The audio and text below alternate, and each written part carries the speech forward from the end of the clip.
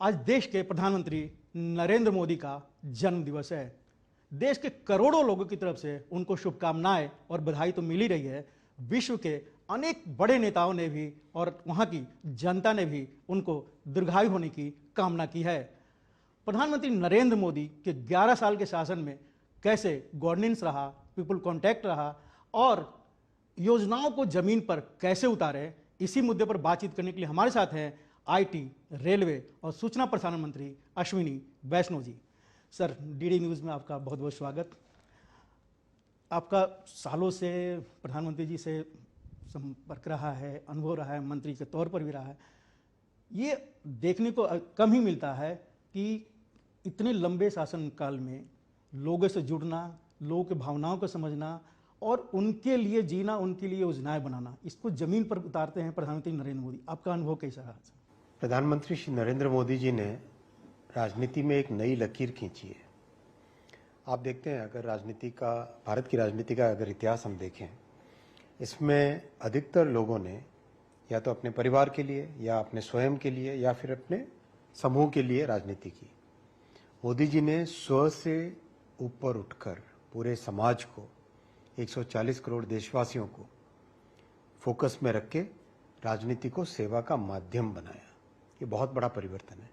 ये परिवर्तन एक ऐसा परिवर्तन है जो विश्व में बहुत कम जगह दिखाई देता है और इसी कारण आज अगर आप देखें, चाहे एक एक कार्यक्रम को जन जन तक पहुंचाना हो, चाहे देश के लिए, विकसित भारत के लिए एक नई फाउंडेशन बनानी हो, चाहे टेक्नोलॉजी हो या शौर्य हो, ऑपरेशन सिंदूर हो, चाहे माताओं बहनों की सेवा हो, चाहे गरीब से गरीब वर्ग की सेवा हो, चाहे नौजवानों में नया जोश भर के ओलंपिक्स में मेडल लाने का जज्बा भरना हो, हर क्षेत्र में इन 11 वर्षों में प्रधानमंत्री श्री नरेंद्र मोदी जी ने देश के सामने एक नया उदाहरण रखा है, एक नया एग्जाम्पल रखा है और उन्होंने अपने काम से देश के सामने एक नई राजनीति की लकीर खींची है। खुद प्रधानमंत्री नरेंद्र मोदी ने 15 अगस्त को जब लाल किले पर अपना भाषण दे रहे थे देश को, उन्होंने कहा था कि भारत को बदलना है। अभी तक जो छवि है विदेश में कि गंदगी से अटा-पटा साफ सपेरों का देश, उससे उसको बदला उन्होंने स्वच्छता तक लाया और जैसा कि आपने कहा, शौर्य लाया, जोश लाया, सेना में भी, जवानों में भी और देश की जनता में। ऑपरेशन सिंदूर, तो स्वच्छता से ऑपरेशन सिंदूर तक की यात्रा को किस रूप में आप देखते हैं? प्रधानमंत्री जी ने सबसे पहले एक मंत्र जो सबके सामने रखा और बहुत लंबे समय से जिसका पालन वो करते आए, वो है राष्ट्र प्रथम सदैव प्रथम। राष्ट्र प्रथम सदैव प्रथम के इस मंत्र से बहुत सारी चीज़ों के समाधान अपने आप हो जाते हैं। जब दुश्मन का खतरा हो, राष्ट्र प्रथम सदैव प्रथम। टेक्नोलॉजी का डेवलपमेंट करना हो, राष्ट्र प्रथम सदैव प्रथम। एक नई भावना के साथ काम करना, साथ ही साथ गोल बड़े लिए।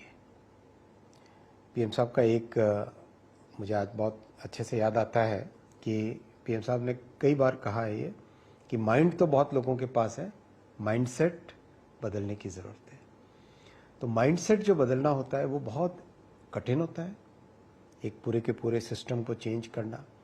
लेकिन पीएम साहब हमेशा उस चीज़ पे ध्यान देते हैं, उस चीज़ पे फोकस करते हैं कि माइंडसेट बदलो, क्योंकि माइंडसेट बदलने से स्थायी बदलाव आता है।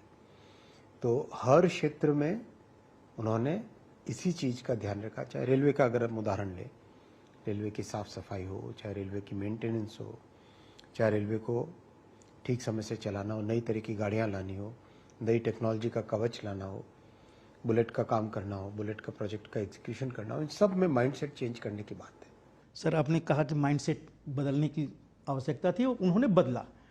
14 से पहले हम लोग आर्थिक स्थिति में समझते थे कि ये हमारा काम नहीं, जो आम आदमी मिडिल क्लास था वो नहीं समझता, ये तो बड़े लोगों का काम है, ये सरकार का काम है।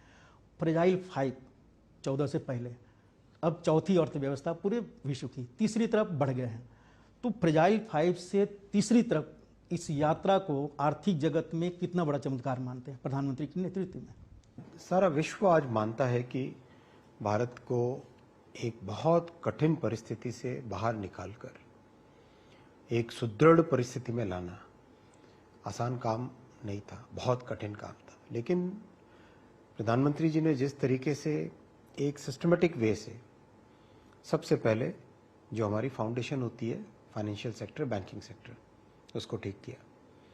हमारे मिडिल क्लासेस के लिए चाहे घर, चाहे इनकम टैक्स की दर में छूट, और अभी हाल ही में जीएसटी की बहुत बड़ी राहत, चाहे बहुत सारा जो इंफ्रास्ट्रक्चर है जो मिडिल क्लासेस के लिए होता है, चाहे मेट्रो हो, चाहे रेलवे हो, चाहे एयरपोर्ट्स हो नए, ये मिडिल क्लासेस के काम में आते हैं। नई आईआईटीज खोलना, नए एम्स खोलना, ये सब मोदी जी ने इन 11 वर्षों में काम किया है।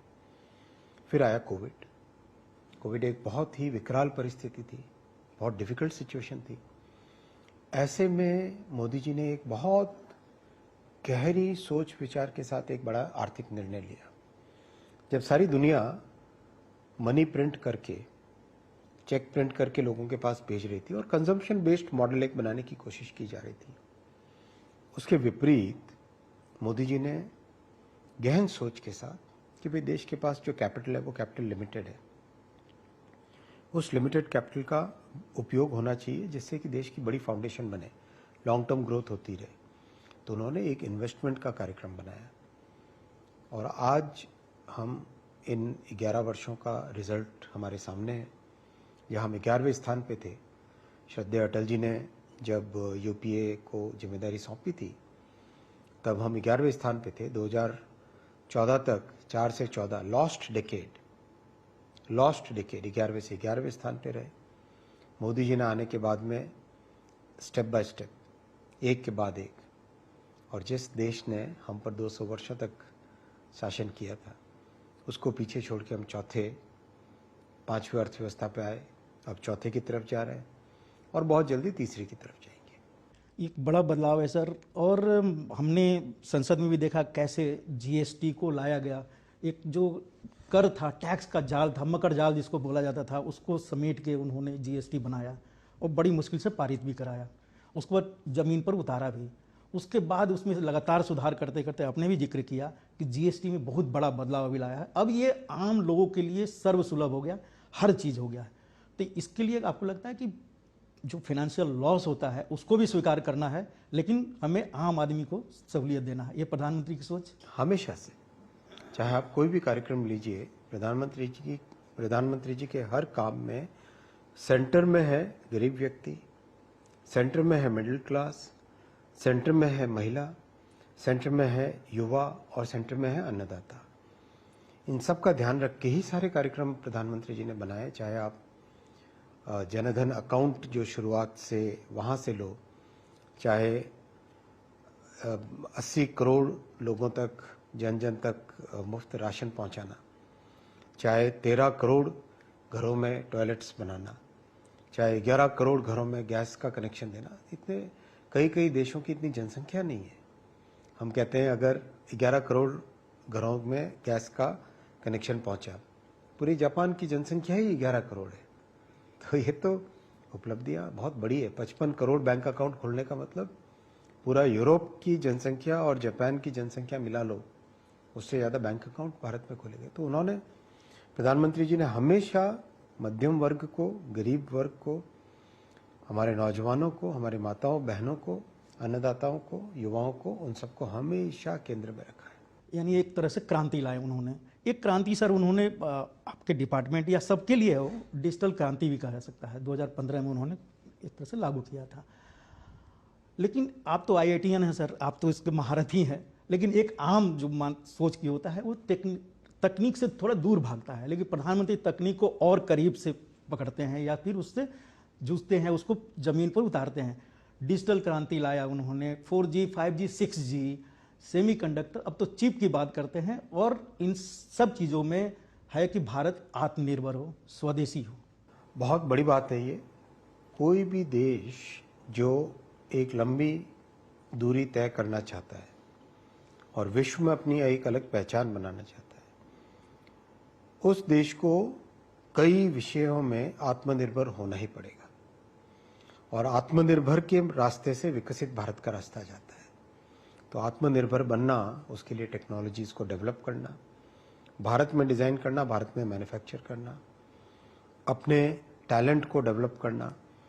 आप देखो सेमीकंडक्टर का, कल एक प्लांट कल एक डिज़ाइन यूनिट जीसीसी कहते हैं जिसको ग्लोबल कैपेबिलिटी सेंटर, वो स्टार्ट हुआ बेंगलुरु में, जहाँ पे 2 नैनोमीटर यानी दुनिया की सबसे एडवांस्ड चिप्स का डिज़ाइन उस यूनिट में होगा।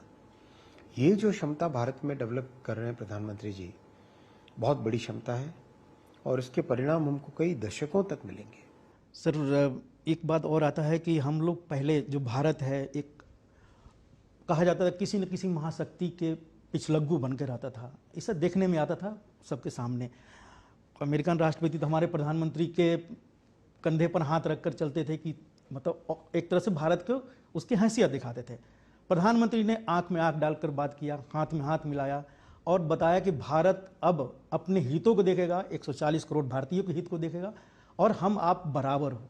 ये कितना बड़ा चेंज है भारत की विदेश नीति को लेकर वैश्विक स्थिति में? फंडामेंटल चेंज है भारत की विदेश नीति को कंडक्ट करने का। प्रधानमंत्री जी ने बहुत सिंपल प्रिंसिपल रखा सामने, राष्ट्र प्रथम सदैव प्रथम। हमारे हित, हमारे नागरिकों के हित, हमारे किसानों के हित, इनको ध्यान में रख के ही सारे निर्णय किए जाएंगे। आत्मनिर्भरता का गोल, इन सबको चीज़ों इन्हीं को ध्यान में रख के ही सारे निर्णय किए जाएंगे। दूसरा, उन्होंने कहा हम सबके साथ काम करना चाहते हैं, हम सबके साथ मिल के रहना चाहते हैं, लेकिन बराबरी से मिल के रहना चाहते हैं। ऐसा नहीं कि कोई हमें ऊपर नीचे देखें। हमें आज हमारी एक टेक्नोलॉजिकल कैपेबिलिटी है, हमारी एक आर्थिक क्षमता है। इस क्षमता को, इस कैपेबिलिटी को लेके बराबरी के रिलेशन के साथ आगे बढ़े। बहुत बड़ा परिवर्तन है और इसका एक रिजल्ट आया बहुत बड़ा। विश्व में भारत को ट्रस्ट के साथ देखा जाता है, एक मैच्योर डेमोक्रेसी की तरह जाना जाता है, एक ऐसा देश जो पूरे विश्व में अपनी एक नई पहचान बना रहा है। आप देखो, हम अगर हमारा इतिहास में देखें, जब से समय की शुरुआत हुई होगी, जब से हम एक सामाजिक तरीके से एक सिविलाइज्ड ह्यूमन सिविलाइजेशन में रहने लगे, तब से लेके करीब करीब 18वीं शताब्दी तक भारत हमेशा या तो 1 या मैक्सिमम 2 या 1-2 उस तरह से रहता था, टॉप 2 इकोनॉमीज में रहता था। 250 वर्ष का एक ऐसा पीरियड आया जिसमें हम पीछे रह गए, लेकिन अब मोदी जी वापस उस पुराने गौरव को, जो हमारे भारत की समृद्धि थी, जो एक बहुत दूरगामी सोच थी, साइंस और टेक्नोलॉजी में जो अग्रणी हमारा रोल रहता था, उसको वापस लेके आ रहे हैं और ये दुनिया आज उसको पहचान रही, मान रही है। सर, आपने भी देखा है, हम लोग भी दिल्ली में पत्रकार के तौर पर, एक आम आदमी के नागरिक के तौर पर भी देखा है कि एक ऐसा दौर था 14 से पहले कि घर से निकलते या घर पहुंचने के बीच में संशय रहता था, कहाँ विस्फोट हो जाए, कहाँ पर। और ये केवल दिल्ली की नहीं थी, पूरे देश में कहीं भी हो सकता था। उसको खत्म किया प्रधानमंत्री काल में। तो कितनी बड़ी लग रहा है, आतंकवाद मुक्त, अलगाववाद मुक्त पूरा नॉर्थ ईस्ट, और अब नक्सल मुक्त भी भारत होने जा रहा है। बहुत सही कहा आपने, ये विषय बहुत ही महत्वपूर्ण है, क्योंकि कोई देश जब तक लॉ एंड ऑर्डर और स्थायी सुरक्षा के भाव में नहीं हो, तब तक विकसित भारत बनाने का सपना पूरा नहीं होता है। इसलिए बहुत बारीकी से एक एक विषय पे ध्यान देकर प्रैक्टिकल सॉल्यूशंस लाके, बहुत ही कारगर सॉल्यूशंस लाके मोदी जी ने इन 11 वर्षों में देश में एक स्थायी शांति लेके आए हैं।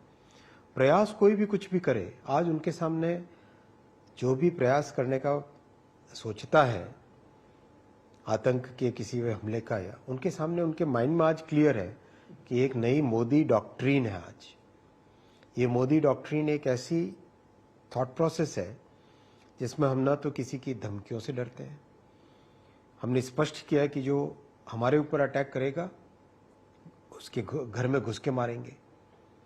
जितना सामने वाले ने प्रयास करना है करें, हम अपनी शक्तियों को, हम अपनी सेनाओं को मजबूत बना के रखेंगे।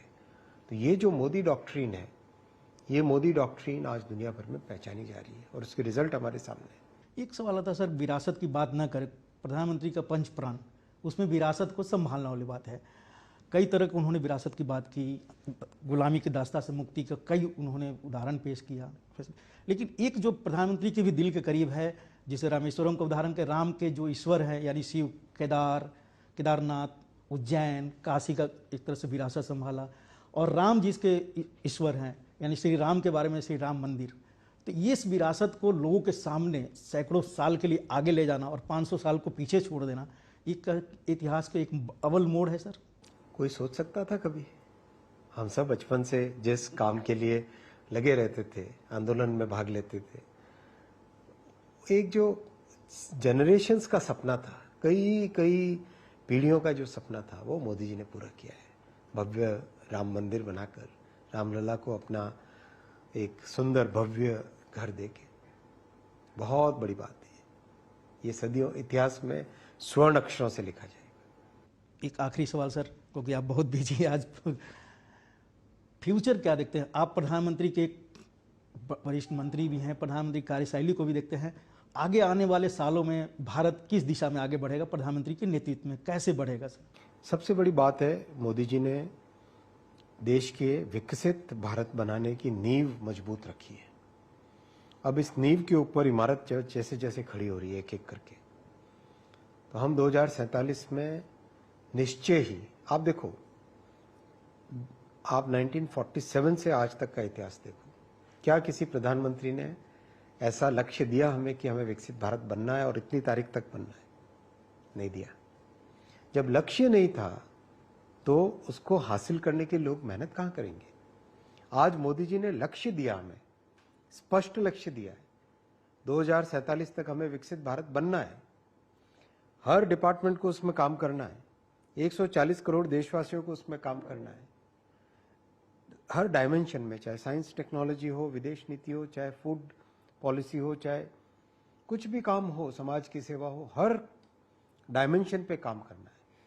तो ये जो बड़ा गोल सामने रखा है, और उस गोल को अचीव करने के लिए पूरे राष्ट्र को, मैं गणित का छात्र रहा हूं, तो जैसे वेक्टर, जब वेक्टर सारे के सारे एक दिशा में चलते हैं तो गोल अचीव होता है, वेक्टर अलग अलग दिशा में चलते हैं तो कभी गोल अचीव नहीं होता।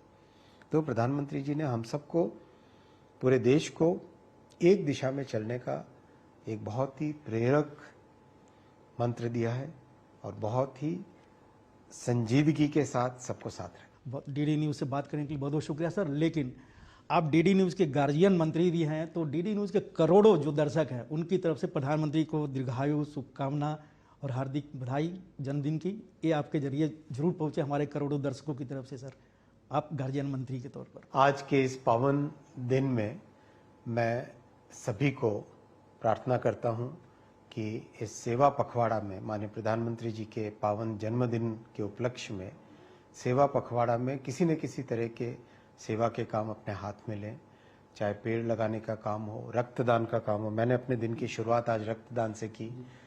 किसी भी तरीके से, चाहे अपने घर के आसपास की स्वच्छता को देखें, समाज में किसी भी व्यक्ति की सेवा करें, वही सबसे बड़ा माननीय प्रधानमंत्री जी के प्रति हम सबका नमन है। धन्यवाद। बहुत बहुत शुक्रिया सर।